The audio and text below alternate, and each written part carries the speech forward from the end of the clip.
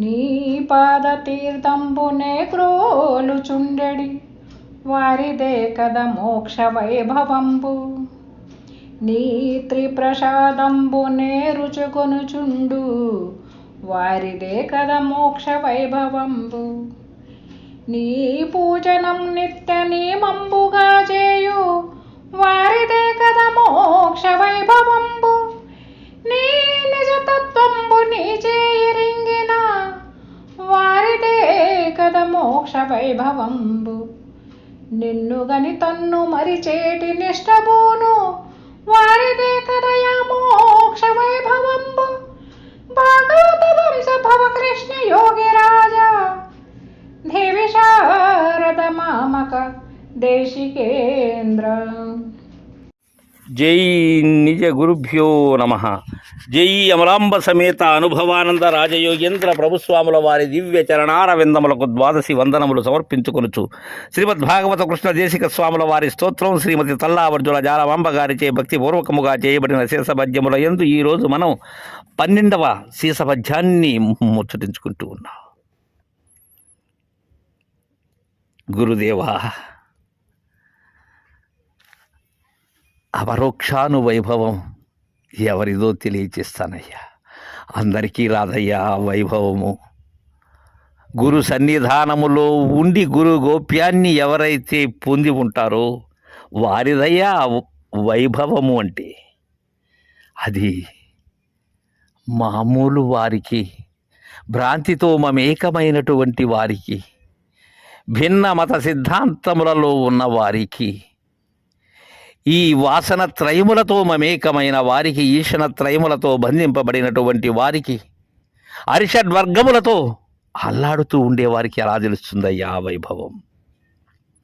ఎవరిదంటే వైభవం?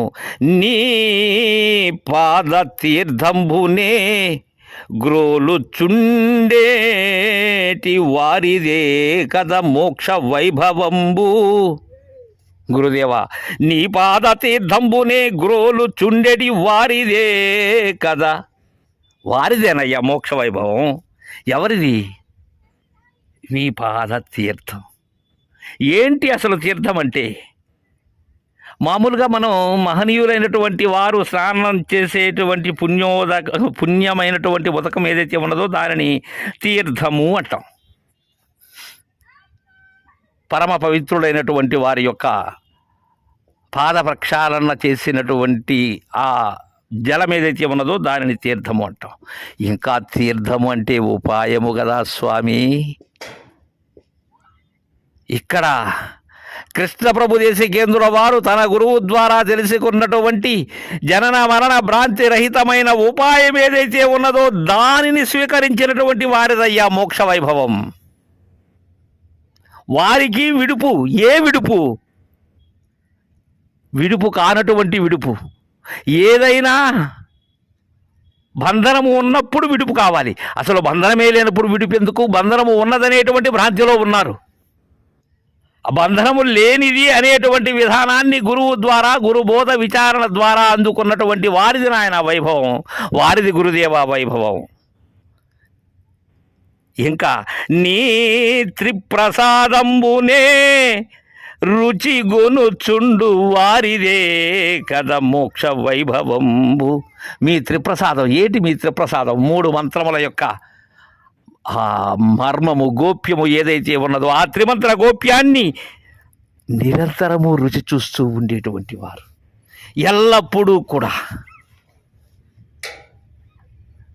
కలలో దోచిన రూపము ఎలాంటిదో అలాంటిదే మూలము లేని గుర్తెరిగే శరీరము అని ఈ ఉత్తబట్ట బయలు తప్ప ఏమీ లేదు అనబడేటువంటి త్రిప్రసాదమయ్యాది. అలా ఎవరైతే రూఢీ చేసుకున్నటువంటి దానిని రూఢిగా లేకపోతారో వారిది వైభవం. వారు నిరంతరం ఆ రుచిలోనే ఉంటారు. మూలము లేని గుర్తెరిగే శరీరము ఏ కాలమందున లేదు అనేటువంటి దృఢత్వాన్ని పొంది ఉంటారయ్యా వారు. మాటల ద్వారా కాదు గురుదేవా,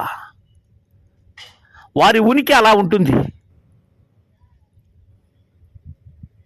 అందుకే నీ త్రిప్రసాదంబునే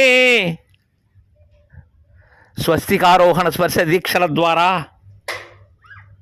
ఎవరైతే త్రిపుటి రహితమైనటువంటి దానిని అంటే జ్ఞాత జ్ఞాన అజ్ఞేయములు కర్త కార్య కారణములు ద్రష్ట దర్శన దృశ్యములు లేనటువంటి ఆ త్రిపుటి రహితమైన త్రిప్రసాదమును అందుకుని ఉంటారు, వారిదయ్యా వైభవం. వారు నిరంతరం ఆ రుచినే మదిలో నెమరు వేసుకుంటూ ఉంటారు. ఇంకా నీ పూజనము నిత్య నియమంబుగా చేయు వారిదే కదా మోక్ష వైభవంబు. ఎప్పుడు చేయాలి గురు పూజ? నిత్యము చెయ్యాలి అంటున్నారు ఇక్కడ. నేను ఉన్న వరకు చెయ్యాలి. ఎలా చెయ్యాలి? గురు స్థితిని పొంది చెయ్యాలి. నేను లేక చెయ్యాలి. నేను లేకపోవటమే పూజ. ఇంకేమీ కాదు ఇక్కడ పూజ అంటే. అది ఎలా? నియమముగా, పద్ధతిగా, అంతేగాని వాక్రూపంగా ఏమీ లేదు అని అంటూ సర్వము భ్రాంతులలో తగులుకుని చేసేటువంటి పూజా విధానం కాదు ఇక్కడ. ఏదో మాసమునకో పర్వదినమునకో వార్షికారాధనగానో చేసేటువంటి పూజ గురించి కాదు ఇక్కడ జాలమాంబ గారు చెబుతున్నది. నిత్యము కూడా నీ పూజనము నిత్య నియమంబుగా,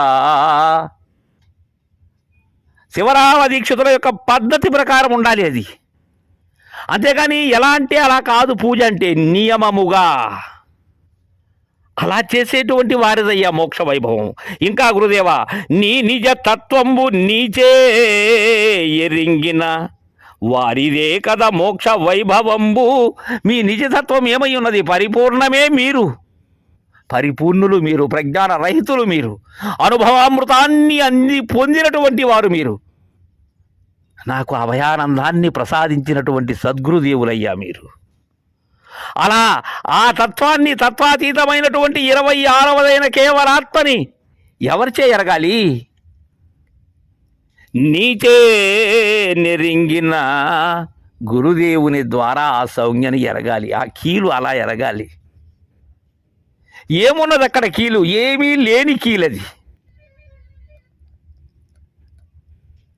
దర్వాజా లేని విధానాన్ని దర్వాజా ఇవ్వల చేరి అనటం కాదు. దర్వాజా లేని విషయాన్ని తాను గుర్తెరిగినటువంటి గుర్తు లేకుండా పోవాలి. అలా నీ నిజతత్వంబు నీచే ఎరింగిన వారిదే కదా మోక్ష వైభవంబు. వారిదయ్య మోక్ష వైభవం.